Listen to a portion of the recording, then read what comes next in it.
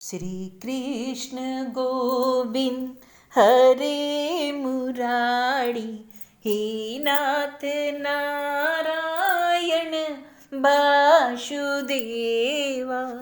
ओम नमो भगवते वासुदेवाय। श्रीमद्भागवत महापुराण दशम स्कंद उत्तरार्ध अथ पंचाशतमो अध्याय। जरासंध से युद्ध और द्वारिकापुरी का निर्माण। श्री सुखदेव जी कहते हैं, भरतवंश शिरोमणि परीक्षित कंस की दो रानियां थी, आस्ति और प्राप्ति। पति की मृत्यु से उन्हें बड़ा दुख हुआ और वे अपने पिता की राजधानी में चली गई। उन दोनों का पिता था मगध राज जरासंध। उससे उन्होंने बड़े दुख के साथ अपने विधवा होने के कारण का वर्णन किया। परीक्षित, यह अप्रिय समाचार सुनकर पहले तो जरासंध को बड़ा शोक हुआ, परंतु पीछे वह क्रोध से तिलमिला उठा। उसने यह निश्चय किया कि मैं पृथ्वी पर एक भी यदुवंशी नहीं रहने दूंगा। युद्ध की बहुत बड़ी तैयारी की और 23 अक्षौहिणी सेना के साथ यदुवंशियों की राजधानी मथुरा को चारों ओर से घेर लिया। भगवान श्री कृष्ण ने देखा जरासंध की सेना क्या है, उमड़ता हुआ समुद्र। उन्होंने यह भी देखा कि उसके चारों ओर से हमारी राजधानी घेर ली है और हमारे स्वजन तथा पूर्ववासी भयभीत हो रहे हैं। भगवान श्री कृष्ण पृथ्वी का भार उतारने के लिए ही मनुष्य का सा वेश धारण किए हुए हैं। अब उन्होंने विचार किया कि मेरे अवतार का क्या प्रयोजन है और इस समय इस स्थान पर मुझे क्या करना चाहिए। उन्होंने सोचा यह बड़ा अच्छा हुआ कि मगध राज जरासंध ने अपने अधीनस्थ नरपतियों की पैदल, घुड़सवार, रथी और हाथियों से युक्त कई अक्षौहिणी सेना इकट्ठी कर ली। यह सब तो पृथ्वी का भार ही जुटकर मेरे पास आ पहुंचा है। मैं इसका नाश करूंगा, परंतु अभी मगध राज जरासंध को नहीं मारना चाहिए, क्योंकि वह जीवित रहेगा तो फिर से असुरों की बहुत सी सेना इकट्ठी कर लाएगा। मेरे अवतार का यही तो प्रयोजन है कि मैं पृथ्वी का बोझ हल्का कर दूं, साधी सज्जनों की रक्षा करूं और दुर्जनों का संहार करूं। समय समय पर धर्म रक्षा के लिए और बढ़ते हुए अधर्म को रोकने के लिए मैं ही हमेशा अनेकों शरीर ग्रहण करता हूँ। परीक्षित, भगवान श्री कृष्ण ने इस प्रकार विचार कर ही रहे थे कि आकाश से सूर्य के समान चमकते हुए दो रथ आ पहुंचे। उनमें युद्ध की सारी सामग्री सुसज्जित थी और दो सारथी उन्हें हाँक रहे थे। इसी समय भगवान के दिव्य और सनातन आयुध भी अपने आप वहां आकर उपस्थित हो गए। उन्हें देखकर भगवान श्री कृष्ण अपने बड़े भाई बलराम जी से कहा, भाई जी, आप तो बड़े शक्तिशाली हैं। इस समय जो यदुवंशी आपको ही अपना स्वामी और रक्षक मानते हैं, जो आपसे ही सनात हैं, उन पर बहुत बड़ी विपत्ति आ पड़ी है। देखो, ये आपका रथ है और आपके प्यारे आयुध हल मुशल भी आ पहुंचे हैं। अब आप इस रथ पर सवार होकर शत्रु सेना का संहार कीजिए और अपने स्वजनों को इस विपत्ति से बचाइए। भगवान साधु का कल्याण करने के लिए तो हम दोनों ने अवतार ग्रहण किया है। अतः अब आप 23 अक्षौहिणी सेना पृथ्वी का यह विपुल भार नष्ट कर दीजिए। भगवान श्री कृष्ण और बलराम जी ने यह सलाह करके कवच धारण किए रथ पर सवार होकर भी मथुरा से निकले। इस समय दोनों भाई अपने अपने आयुध लिए हुए थे और छोटी सी सेना उनके साथ साथ चल रही थी। श्री कृष्ण का रथ हाँक रहा था दारुक। पुरी से बाहर निकलकर उन्होंने अपना 5 जन शंख बजाया। उनके शंख की भयंकर ध्वनि सुनकर शत्रु पक्षी सेना के वीरों का हृदय डर के मारे थर्रा उठा। उन्हें देखकर मगध राज जरासंध ने कहा, पुरुषाधम कृष्ण, तू तो अभी नीरा बच्चा है। अकेले तेरे साथ लड़ने में मुझे तो लाज लग रही है। इतने दिनों तक तूने जाने कहाँ कहाँ छिपा फिर रहा था। मंद, तू तो अपने मामा का हत्यारा है, इसलिए मैं तेरे साथ नहीं लड़ सकता। अरे मेरे सामने से चला जा। बलराम, यदि तेरे चित्त में यह श्रद्धा हो कि युद्ध में मरने पर स्वर्ग मिलता है तो तू आ, हिम्मत बांध कर मुझसे लड़। मेरे बाणों से छिन्न भिन्न हुए शरीर को यहाँ छोड़कर स्वर्ग में जा, अथवा यदि तुझमें शक्ति है तो तू मुझे ही मार डाल। भगवान श्री कृष्ण का मगधराज जो शूरवीर होते हैं वो तुम्हारी तरह डिंग नहीं हाँकते, वे तो अपने बल पौरुषी कर दिखलाते हैं। देखो, अब तुम्हारी मृत्यु तुम्हारे सिर पर नाच रही है। तुम वैसे ही अकबक कर रहे हो जैसे मरने के समय कोई सन्निपात का रोगी करे। बक लो, मैं तुम्हारी बात पर ध्यान नहीं दूंगा। श्री सुखदेव जी कहते हैं, परीक्षित, जैसे वायु बादलों से सूर्य को और धुएं से आग को ढक देती है, किंतु वास्तव में वे ढकते नहीं, उनका प्रकाश फिर फैलता ही है, वैसे ही मगधराज जरासंध ने भगवान श्री कृष्ण और बलराम के सामने आकर अपनी बहुत बड़ी बलवान और अपार सेना के द्वारा उन्हें चारों ओर से घेर लिया। यहाँ तक कि उनकी सेना, रथ, ध्वजा, घोड़े और सारथियों का दिखना भी बंद हो गया। मथुरापुरी की स्त्रियां अपने महलों की अटारियों, छज्जों और फाटकों पर चढ़कर युद्ध का कौतुक देख रही थी। जब उन्होंने देखा कि युद्ध भूमि में भगवान श्री कृष्ण की गरुड़ चिन्ह से चिन्हित और बलराम जी की ताल चिन्ह से चिन्हित ध्वजा वाले रथ नहीं दिख रहे, तब वे शोक की आवक से मूर्छित हो गई। जब भगवान श्री कृष्ण ने देखा शत्रु सेना के वीर हमारी सेना पर इस प्रकार बाणों की वर्षा कर रहे हैं, मानो बादल पानी के अनगिनत बूंदे बरसा रहे हैं, हमारी सेना उससे अत्यंत प्रेरित व्यतीत हो रही है, तब उन्होंने अपने देवता और असुर दोनों से सम्मानित शांग धनुष का टंकार किया। इसके बाद वे तर्कस में से बाण निकाले, उन्हें धनुष पर चढ़ाने और धनुष की डोरी खींचकर झुंड के झुंड बाण छोड़ने लगे। उसमें उनका यह धनुष इतनी फुर्ती से घूम रहा था मानो कोई बड़ी बेग से अलात चक्र घुमा रहा हो। इस प्रकार भगवान श्री कृष्ण जरासंध की चतुरंगिनी सेना, हाथी, घोड़े, रथ और पैदल सेना का संहार करने लगे। इससे बहुत से हाथियों के सिर फट गए, वे मरमर कर गिरने लगे। बाणों की बौछार से अनेक घोड़ों के सिर धड़ से अलग हो गए। घोड़े, ध्वजा, सारथी और रथियों के नष्ट हो जाने से बहुत से रथ बेकाम हो गए। पैदल सेना की बाहें, जांग और सिर आदि अंग प्रत्यंग कट कट कर गिर पड़े। उस युद्ध में अपार तेजस्वी भगवान बलराम जी ने अपनी मुसल की चोट से बहुत सी मत वाले शत्रु को मार मर कर उनके अंग प्रत्यंग चूर कर दिए। कहीं मनुष्य कटे तो कहीं हाथी घोड़े छटपटा रहे हैं। उन नदियों में मनुष्य की भुजाएं शाप की समान जान पड़ रही है और सिर इस प्रकार मालूम पड़ते हैं मानो कछुओं की भीड़ लग गई हो। मरे हुए हाथी दीप जैसे और घोड़े ग्राहों की समान जान पड़ रहे हैं। हाथ और जांघें मछलियों की तरह, मनुष्य के केश से बाढ़ के समान और धनुष तरंगों की भांति और अस्त्र लता एवं तिनकों के समान जान पड़ रहे हैं। ढाल में ऐसी मालूम पड़ती मानो भयानक भंवर है। बहुमूल्य मनिया और आभूषण पत्थर के रोड़ों तथा कंकरों की समान बहे जा रहे थे। उन नदियों को देखकर कायर पुरुष डर रहे थे और वीरों को आपस में खूब उत्साह बढ़ रहा था। परिचित, जरासंध की वह सेना समुद्र की समान दुर्गम, भयावह और बड़ी कठिनाई से जीतने योग्य थी, परंतु भगवान श्री कृष्ण और बलराम जी ने थोड़े ही समय में उसे नष्ट कर डाला। वे सारी जगत के स्वामी हैं, उनके लिए एक सेना का नाश कर देना तो खिलवाड़ ही था।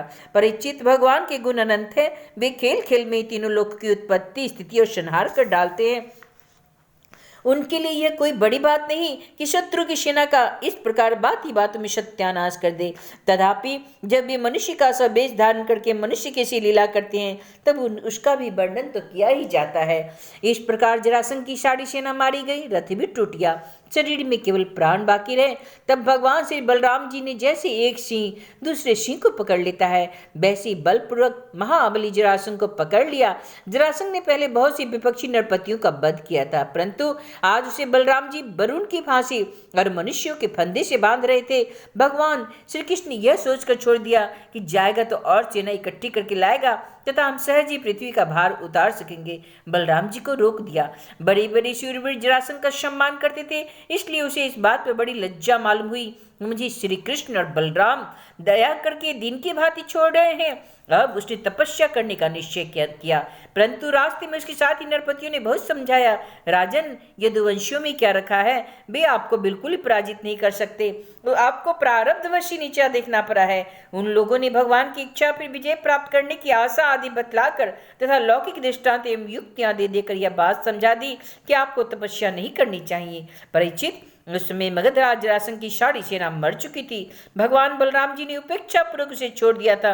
इसके बाद वह बहुत उदास होकर अपने देश मगध को चला गया। परीक्षित, भगवान श्री कृष्ण की सेना में किसी का बाल भी बाका न हुआ और उन्होंने जरासंध की 23 अक्षौहिणी सेना पर जो समुद्र के समान थी सहज ही विजय प्राप्त कर ली। उसमें बड़े बड़े देवता उन पर नंदन वन के पुष्पों की वर्षा और उनकी महान कार्य का अनुमोदन प्रशंसा कर रहे थे। जरासंध की सेना के पराजय से मथुरावासी भय रहित हो गए और भगवान श्री कृष्ण की विजय से उनका हृदय आनंद से भर गया। भगवान श्री कृष्ण आकर उनसे मिल लिए। सुध, मगध और बंदी जन उनके विजय के गीत गा रहे थे। जिस समय भगवान श्री कृष्ण ने नगर में प्रवेश किया उस समय वहां शंख, नगाड़े, भेरी, तुरही, बीना, बांसुरी, मृदंग आदि बाजे बजने लगे। मथुरा की एक एक सड़क और गली में छिड़काव कर दिया गया। चारों ओर हंसते खेलते नागरिकों की चहल पहल थी। सारा नगर छोटी छोटी झंडी और बड़ी बड़ी पताकाओं से सजा दिया गया था। ब्राह्मणों की वेद ध्वनि गूंज रही थी और सब और आनंदोत्सव के सूचक बंधनवार बांध दिए गए थे। जिस समय श्री कृष्ण नगर में प्रवेश कर रहे थे उस समय नगर की नारियां प्रेम और उत्कंठा से भरे हुए नेत्र से स्नेहपूर्ण देख रही थी, निहार रही थी। फूलों के हार, दही, अक्षत और जौ आदि के अंकुरों से उनके ऊपर वर्षा कर रही थी। भगवान श्री कृष्ण रणभूमि से अपार धन और वीरों के आभूषण ले आए थे। वह सब उन्होंने यदुवंशियों के राजा उग्रसेन के पास भेज दिया। परिचित, इस प्रकार 17 बार 23 अक्षोनी सेना इकट्ठी करके मगधराज जरासंध ने भगवान श्री कृष्ण के द्वारा सुरक्षित यदुवंशियों से युद्ध किया, किंतु यादवों ने भगवान श्री कृष्ण की शक्ति से हर बार उनकी सारी सेनाएं नष्ट कर दी। जब सारी सेना नष्ट हो जाती तब यदुवंशियों के उपेक्षापूर्वक छोड़ जाने पर जरासंध अपनी राजधानी लौट आता। जिस समय 18वां संग्राम छिड़ने ही वाला था, उसी समय नारद जी का भेजा हुआ वीर काल्यवन दिखाई पड़ा। युद्ध में काल्यवन के सामने खड़ा होने वाला वीर संसार में दूसरा कोई था ही नहीं। उसने जब यह सुना कि यदुवंशी हमारे ही जैसे बलवान है और हमारा सामना कर सकते हैं, तब 3 करोड़ मलेच्छों की सेना लेकर उसने मथुरा को घेर लिया। काल्यवन को यह असमय चढ़ाई देखकर भगवान श्री कृष्ण ने बलराम जी के साथ मिलकर विचार किया, ओहो, इस समय तो यदुवंशियों पर जरासंध और काल्यवन ये दो विपत्तियां एक साथ ही मंडरा रही है। आज इस परम बलशाली यवन ने हमें आकर घेर लिया और जरासंध भी आज कल या परसों आ ही जाएगा। यदि हम दोनों भाई इनके साथ लड़ने में लग गए तो उसी समय जरासंध भी आ पहुंचा तो वह हमारे बंधु को मार डालेगा या तो कैद करके अपने नगर ले जाएगा, क्योंकि वह है तो बलवान। इसलिए आज हम लोग एक ऐसा दुर्ग, ऐसा किला बनाएंगे जिसमें किसी भी मनुष्य का प्रवेश करना अत्यंत कठिन होगा। अपने स्वजन संबंधियों को उसी किले में पहुंचाकर फिर इस यवन का वध करेंगे। बलराम जी से इस प्रकार सलाह करके भगवान श्री कृष्ण ने समुद्र के भीतर एक ऐसा दुर्गम नगर बनवाया जिसमें सभी वस्तुएं अद्भुत थी। उस नगर की लंबाई चौड़ाई 48 कोस थी। उस नगर की एक एक वस्तु में विश्वकर्मा का विज्ञान और शिल्पकार की निपुणता प्रकट होती थी। उसमें वास्तुशास्त्र के अनुसार बड़ी बड़ी सड़कें, चौराहे और गलियों का यथास्थान ठीक ठीक विभाजन किया गया था। वह नगर ऐसे सुंदर सुंदर उद्यानों और विचित्र विचित्र उपवनों से युक्त था जिसमें देवताओं के वृक्ष और लताएं लहला रही थी। सोने के इतने ऊंचे ऊंचे शिखर थे जो आकाश से बातें करते थे। स्फटिक की मणि की अटारियां और ऊंचे ऊंचे दरवाजे बड़े ही सुंदर लगते थे। अन्न रखने के लिए चांदी और पीतल के बहुत से कोठे बने हुए थे। वहां के महल सोने के बने हुए थे और उन पर कामदार सोने के कलश सजे हुए थे। उनके शिखर रत्नों के थे तथा गच्छ पन्ने के बने हुए थे और बहुत भले ही मालूम हो रहे थे। इसके अतिरिक्त उस नगर में वास्तु देवता के मंदिर और छज्जे भी बहुत सुंदर बने हुए थे। उनमें चारों वर्ण के लोग निवास करते थे और सबके बीच में यदुवंशियों के प्रधान उग्रसेन जी, वसुदेव जी, बलराम जी तथा भगवान श्री कृष्ण के महल जगमगा रहे थे। परीक्षित, उस समय देवराज इंद्र ने भगवान श्री कृष्ण के लिए पारिजात वृक्ष और सुधर्मा सभा को भेज दिया।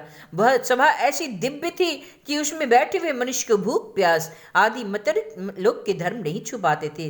वरुण जी ने ऐसे बहुत से श्वेत घोड़े भेजे जिनमें एक एक कान श्याम वर्ण का था और जिनकी चाल मन की समान तेज थी। धनपति कुबेर जी ने अपनी 8 निधियां भेज दी और दूसरे लोकपालों ने भी अपनी अपनी विभूतियां भगवान के पास भेज दी। परीक्षित, सभी लोकपालों को भगवान श्री कृष्ण ने ही उनके अधिकार के निर्वाह के लिए शक्तियां और सिद्धियां भी दी। जब भगवान श्री कृष्ण पृथ्वी पर अवतीर्ण होकर लीला करने लगे तब सभी सिद्धियां उन्होंने भगवान के चरणों में समर्पित कर दी। भगवान श्री कृष्ण ने अपनी समस्त स्वजन संबंधियों को अपनी अचिंत्य महाशक्ति योग माया के द्वारा द्वारिका में पहुंचा दिया। शेष प्रजा की रक्षा के लिए बलराम जी को मथुरापुरी में रख दिया और उनसे सलाह लेकर गले में कमलों की माला पहने बिना कोई अस्त्र शस्त्र लिए स्वयं नगर के बड़े दरवाजे से बाहर निकल आए। इति श्रीमद्भागवती महापुराणे परमहंस्यां संहितायां दशम स्कंदे उत्तरार्धे दुर्गनिवेशनं नाम 50तमो अध्याय। श्री कृष्ण गोविंद हरे मुरारी, हे नाथ नारायण वासुदेवा।